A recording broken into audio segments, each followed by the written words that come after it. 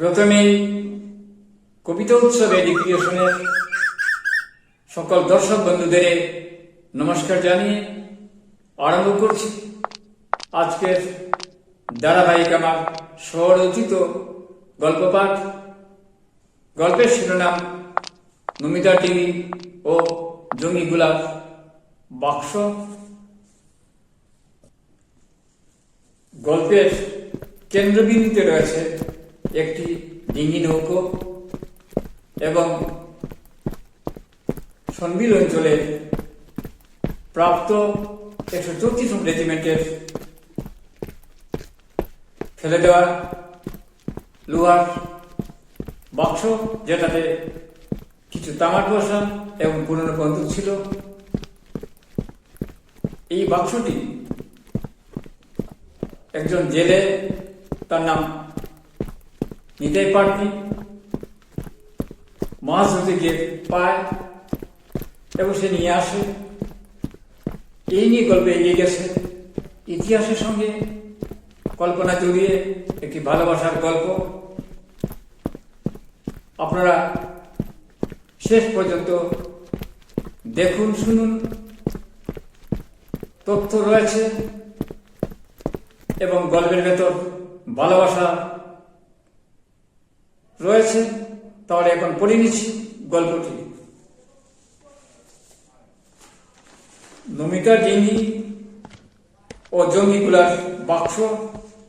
নমিতা উদ্বেগে পাচারি করছেন। বাপন মুখটা গম্ভীর করে দুমুঠো গগ্রাসে খেয়েছে। এখন সে স্কুলে যাবে। সেই নিঃশব্দের গভীরতা ভেঙে বাপনই বলে, মা, তোমার সঙ্গে আসন্ন সনবিল উৎসব নিয়ে কিছু প্রয়োজনীয় কথা আছে। গতকাল কোনো কথা তো বলা হলো না, অনেক কথা ছিল। সনবিল থেকে ডিঙ্গি নিয়ে আসার পর বিপাশাকে কেন্দ্র করে যে রুদ্রমূর্তি দেখলাম, আমি আর কোনো কথা বলিনি, বলতে তোমাকে সাহস হয়নি। নমিতা তখন বাপনকে লক্ষ্য করে বলে ফেল, আর বনিতে করিস না বাপন। তার উত্তরে বললে, বাবা যে বাক্সটি জঙ্গিগুলা থেকে মাছ ধরতে পেয়েছিলেন, সেই বাক্সটি এখন ও রক্ষিত আছে আমাদের গোয়াল ঘরে। সেই লোহার বাক্সের ওপর 134 নং সেক্টর রেজিমেন্ট লেখা। ভেতরে বাক্সের ডালায়ও সেই 134 নং সেক্টর রেজিমেন্ট লেখা। পুরনো বাক্সের কথা জানাজানি হয়েছে। এটা নাকি ভারতের প্রথম সিপাহী বিদ্রোহের ইতিহাসের সঙ্গে যুক্ত। সনবিল উৎসবের প্রদর্শনীতে এই প্রাপ্ত সিপাহী বিদ্রোহের লোহার বাক্সটি দেখানো হবে। আমি এই উৎসব উদযাপন কমিটির সঙ্গেও যুক্ত থাকার সুবাদে জেনেছি। তোমাকে নিয়ে যেতে বলেছে সবাই কর্মকর্তারা। এই চিঠিও দিয়েছে তোমায়, এই নাও বলে নমিতাকে আমন্ত্রণ পত্রের চিঠি দিলে বাপন। আবার একটু থেমে আবার বাপন বলে, আমাকে স্টিল ফর্মে একটি ছবি পাঠাতে বললে কর্মকর্তা বিশ্বজিৎ ভট্টাচার্য। আমি তখন বাক্সের ভেতরে তামার পয়সা ও মর্চে ধরা রাইফেলগুলোর ছবি আন্তর্জাতিক কলামিস্ট ও রাষ্ট্রীয় সাংবাদিক রত্নজ্যোতি দত্তকে পাঠিয়েছিলাম। বিশিষ্ট সাংবাদিক উনি সিপাহী বিদ্রোহের ইতিহাস অনুসন্ধান প্রসঙ্গে পুনর্মূল্যায়ন লেখায় বরাক উপত্যকাও যুক্ত ছিল, তার লেখায় তুলে ধরেছেন। সেই 1857 সিপাহী বিদ্রোহের বাহিনীর সঙ্গে 18 ডিসেম্বর সকাল বেলা লাতুতে সরকারি বাহিনীর সঙ্গে খণ্ডযুদ্ধ হয়। সেই বিদ্রোহের কথা, সেই যুদ্ধের কথা। সেই যুদ্ধে মেজর সিং নিহত হয়, কিন্তু তবুও ইংরেজি হাতে পরাজিত হয় 300 জন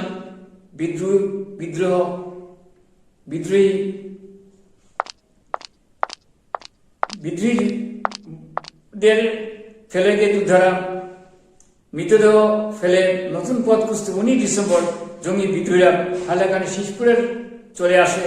পরে রাত্রি একদিন থেকে হাইলাকান্দি মনপুর মৌজার দিকে চলে যায়, যেখানে এরা তাঁবু নিয়েছিল, সেটাই আজকের লোকের সিপাহী টিলা বলে থাকে।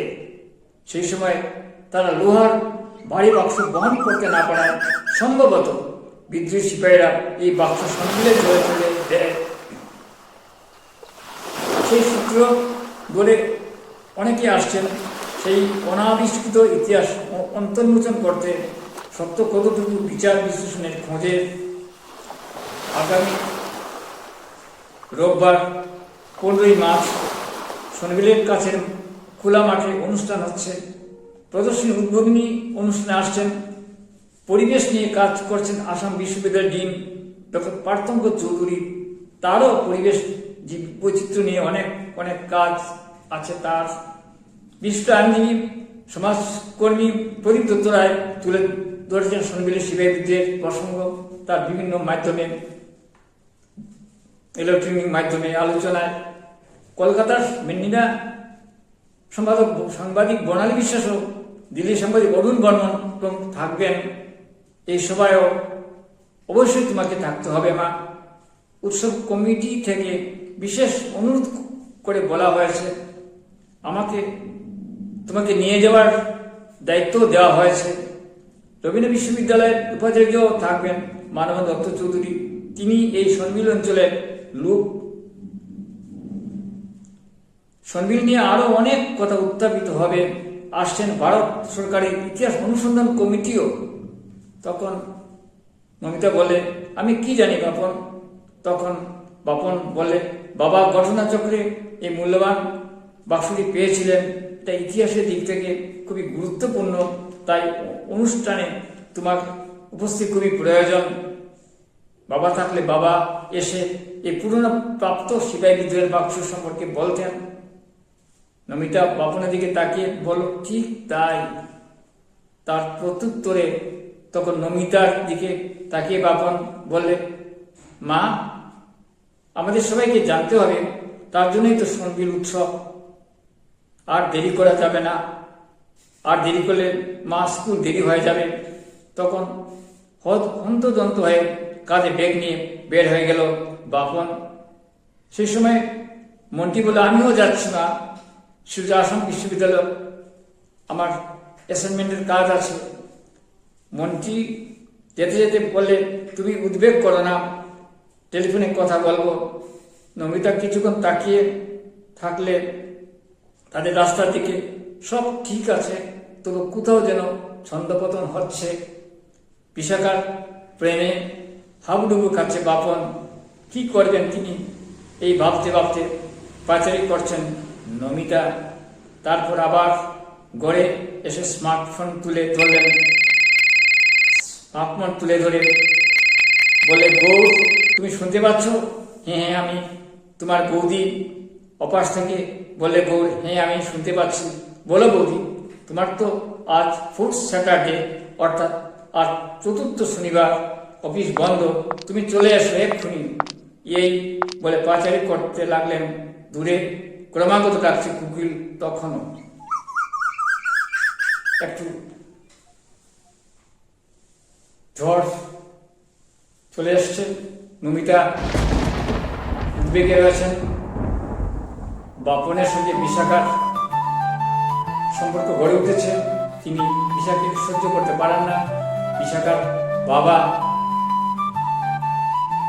চরিত্র খুব ভালো নয়। ইতিপূর্বে আমি এটা উত্থাপন করেছি। আগামী পর্বে দেখবেন সেখানে ডিঙি নৌকো বিক্রি নিয়ে কথা হচ্ছে, কারণ ডিঙি নৌকো নিয়েই সনবিলে বেড়াতে যায় বাপন। যদিও স্কুলে কাজ করে, কিন্তু যখন ছুটি পায় রোববারে সে সেখানে ঘুরে বেড়ায়। তাকে অনুশাসনের জন্য ডিঙি নৌকো বিক্রি করতে চাইছেন নমিতা। কিন্তু নমিতার বাবা তাকে যৌতুক হিসেবে দিয়েছিলেন বিয়েতে। আজ এখানে শেষ করছি। নমস্কার।